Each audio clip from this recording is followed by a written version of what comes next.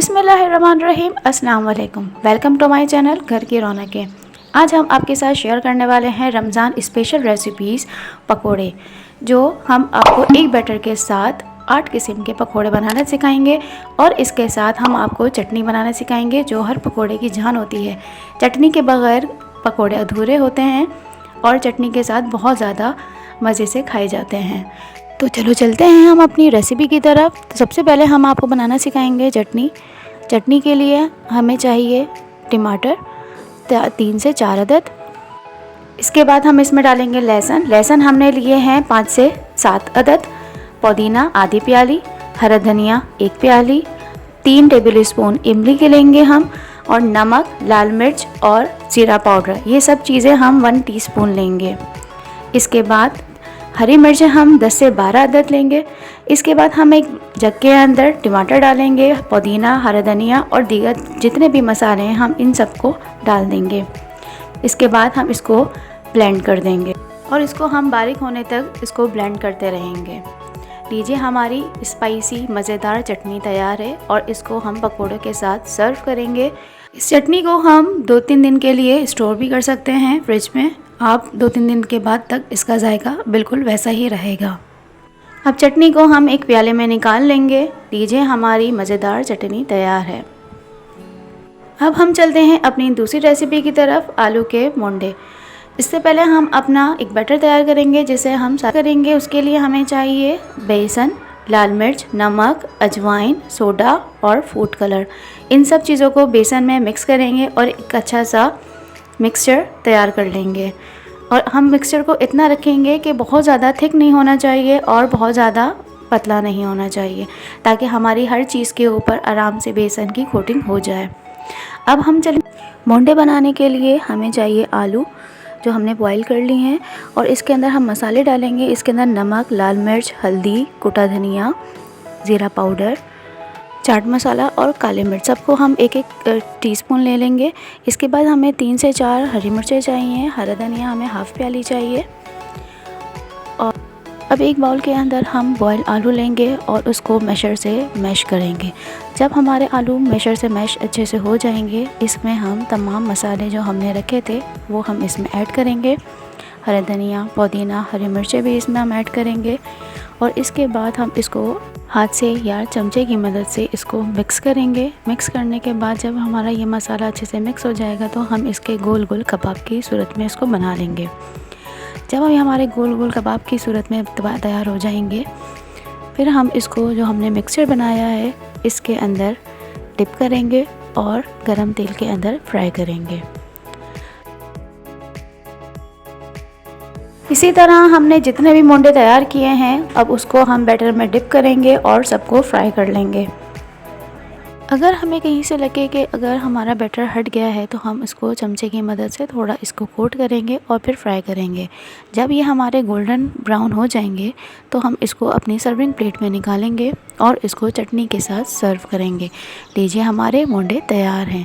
इसको आप चटनी के साथ सर्व करें, ये बहुत मज़े के बनते हैं। आप लोग ज़रूर ट्राई कीजिएगा। चलते हैं हम अपनी दूसरी रेसिपी की तरफ। दूसरी रेसिपी हमारी आलू के पकोड़े।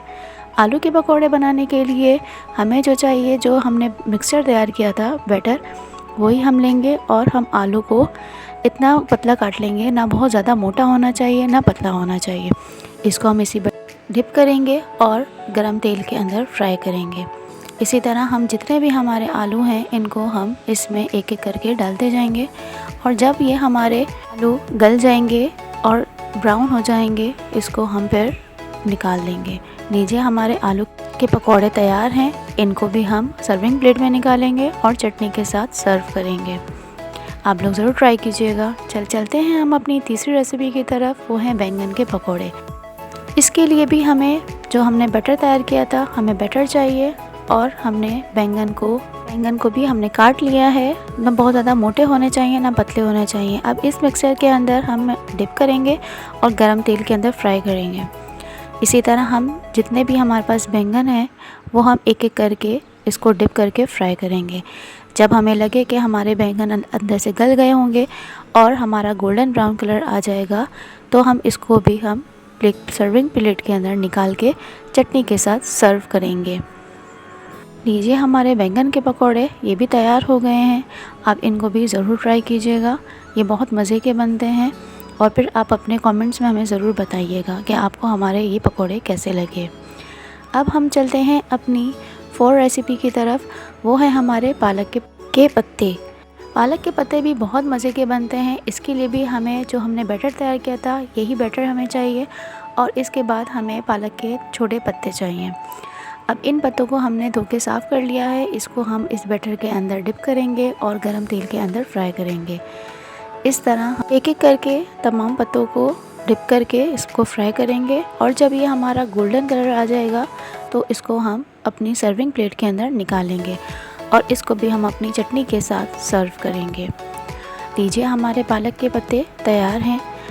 अब चलते हैं हम अपनी 6 रेसिपी की तरफ। वो है हमारे कटी हुई पालक के पकोड़े। इसके लिए भी हमें चाहिए जो बैटर हमने तैयार किया था वो हम बैटर लेंगे, और हमने पालक को बारीक बारीक काट के रख दिया है।